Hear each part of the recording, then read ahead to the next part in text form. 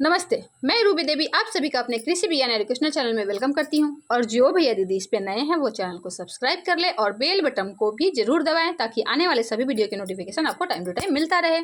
तो आज हम लोग मुख्य रूप से उड़द की खेती के विषय में जानेंगे। उड़द की खेती के विषय में जानेंगे, उसका साइंटिफिक नेम जानेंगे, क्रोमोजोम नंबर डालेंगे, उड़द के फल को क्या कहते हैं, खेतों में कितना खाद डालना है, रोग के कंट्रोल के लिए किस दवा का इस्तेमाल करना है, प्रति हेक्टेयर कितनी बीज दर लेनी है, प्रति हेक्टेयर कितना उत्पादन होता है, इन सभी चीज़ों के बारे में आज हम लोग जानेंगे। तो उड़द के विषय में सामान्य जानकारी यह है कि उड़द को अन्य नामों से भी जाना जाता है, जैसे कि ब्लैक ग्राम है, उड़द का दाल है, मसूर है, इन नामों से भी उड़द को जाना जाता है। और उड़द का साइंटिफिक नेम होता है बिग्ना मूंगो और मूंग का साइंटिफिक नेम होता है बिग्ना रेडिएटा। इन दोनों में इतना ही अंतर है कि उड़द का बिग्ना मूंगो होगा और मूंग का बिग्ना रेडिएटा।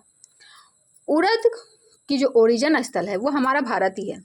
उड़द, मूंग, मोठ, मटर इन सभी का ओरिजिन स्थल हमारा भारत ही है। हमारे भारत में ही इन सभी दालों की उत्पत्ति हुई थी और यहीं से इनकी खेती शुरू हुई थी।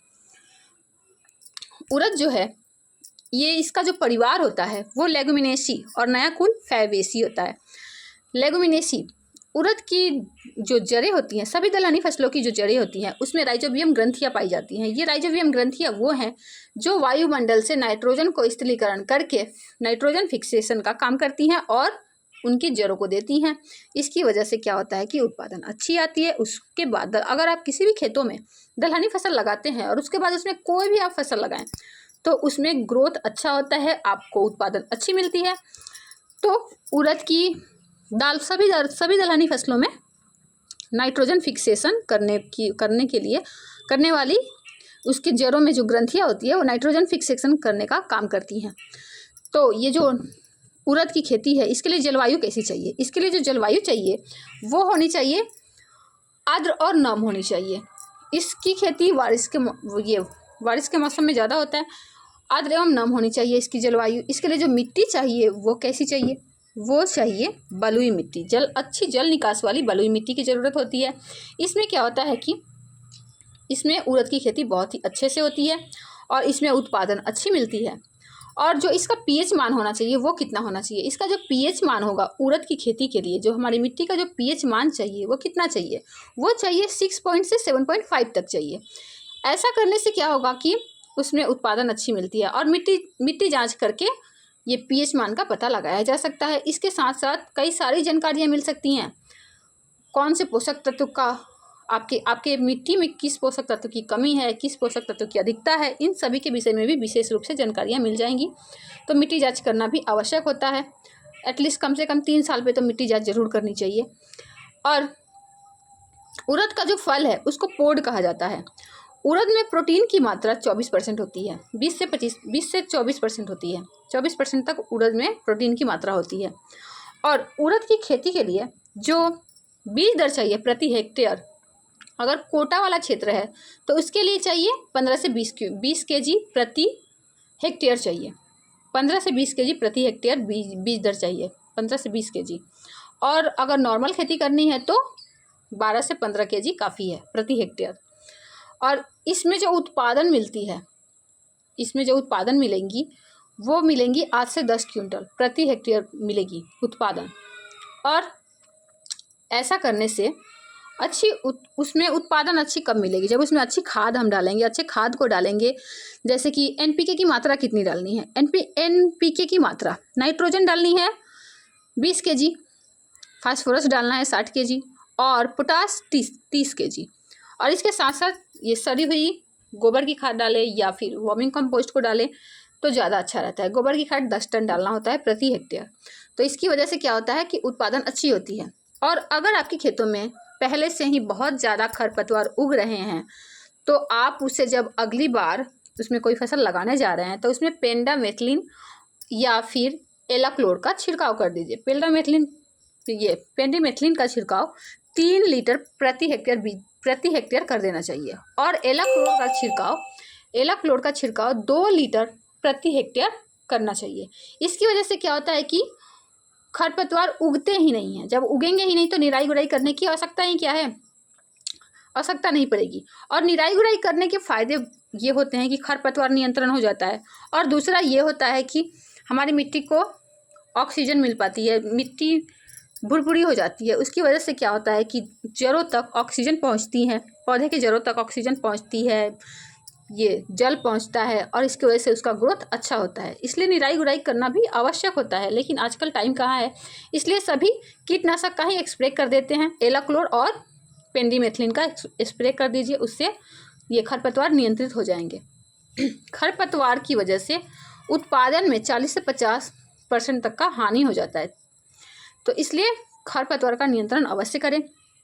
इसके साथ साथ जो इसमें जो उत्पादन मिलती है, जो सबसे अच्छी उत्पादन मिलती है, उसके हिसाब से अकॉर्डिंग टू 2023 और 24 के अनुसार हमारे भारत में जो सबसे पहला स्थान है वो मध्य प्रदेश का है।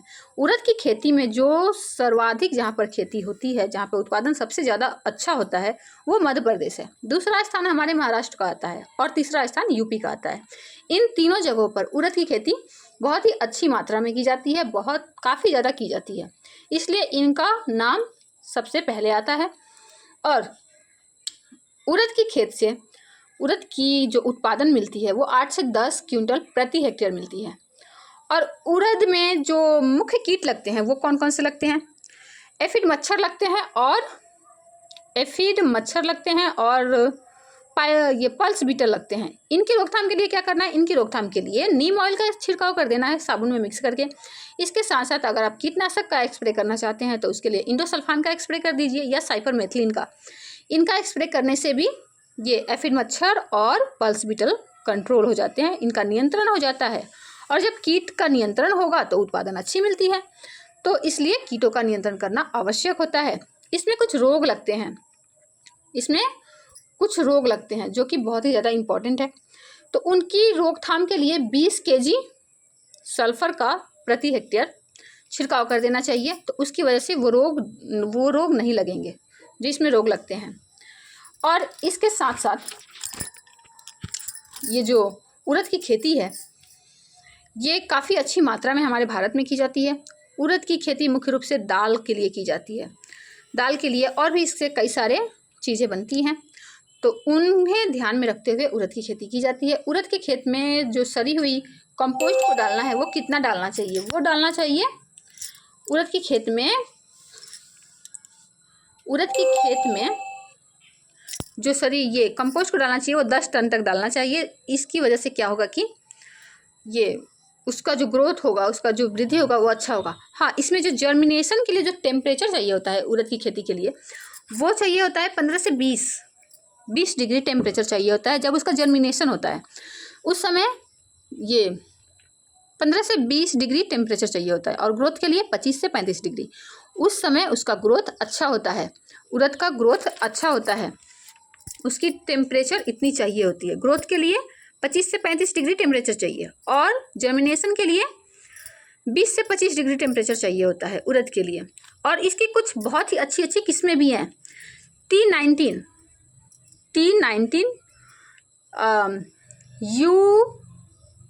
U9 sorry T19